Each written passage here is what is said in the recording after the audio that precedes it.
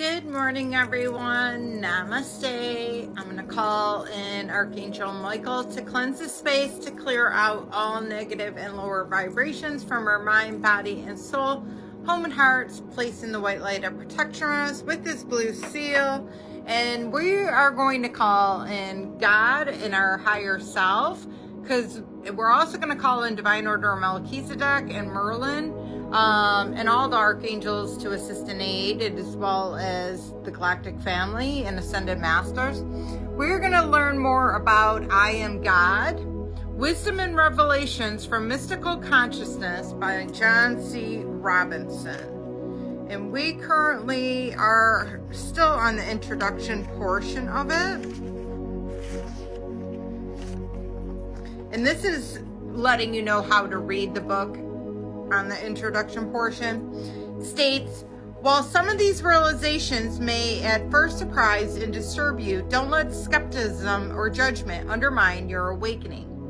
Yes, many of these descriptions are outside of your awakening, and many of these descriptions are conventional beliefs that they are mystical revelations nonetheless, and arise from the same timeless, internal, universal, and sacred dimensions of consciousness available to us all.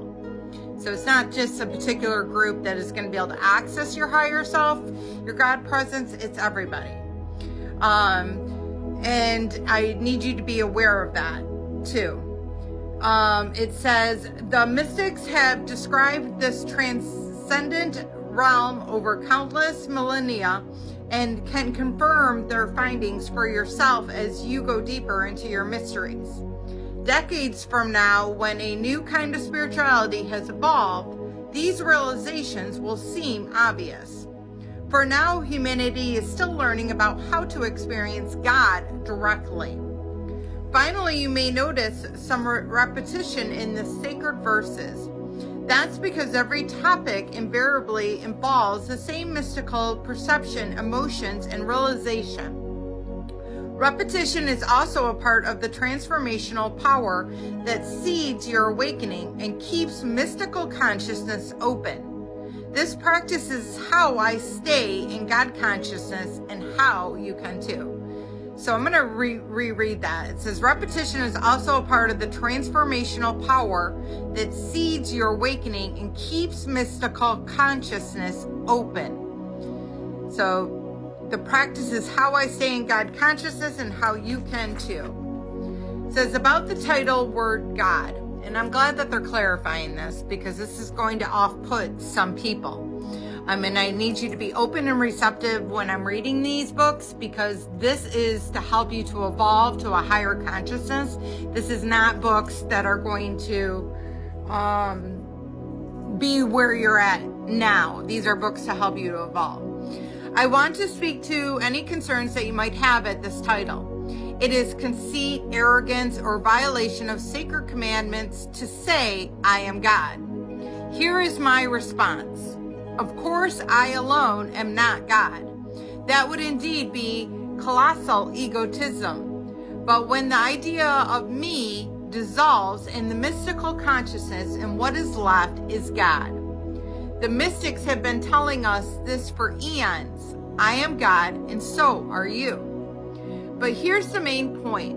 It can be difficult to directly experience God if you see yourself as separate, small, or inconsequential as God, distant, judgmental, or inscrutable. By being God in the awakened experience of unity, you awaken the full power and the possibility of divine joy, love, compassion, and revelations. It's also uniting one with God. I'm not separate from God. He is always with me. He is always guiding my journey. Projecting the power somewhere else, on the other hand, leaves you waiting for the divine other to act and blocking flow through you. For the divine other is what you already are.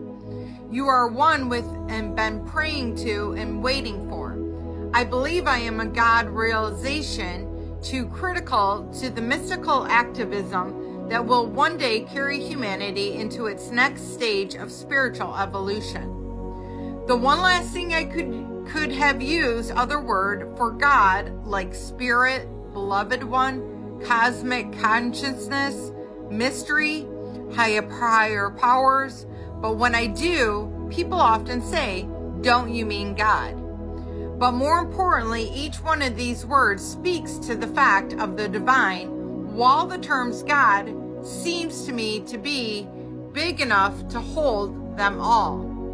And despite its baggage, it has long been traditionally used by the Western civilization. Be assured, however, it is used here not merely to imply gender, patriarchal authority, or specific religions. It is definitely not meant to be an abstract idea, but please feel free to substitute whatever word for God that you feel more sacred to. And that is good that people can just put in whatever you want. Welcome to your journey into the I Am God experience. May it awaken life-changing mystical consciousness and wisdom and revelation to bring you safely home. So I absolutely love that. We'll get into chapter 1. I can't wait for that part. But I love this book, and I'm excited to learn and read. And again, it was a book I was divinely guided to get and to help read on these platforms. So I love you all. Have a blessed day, and namaste.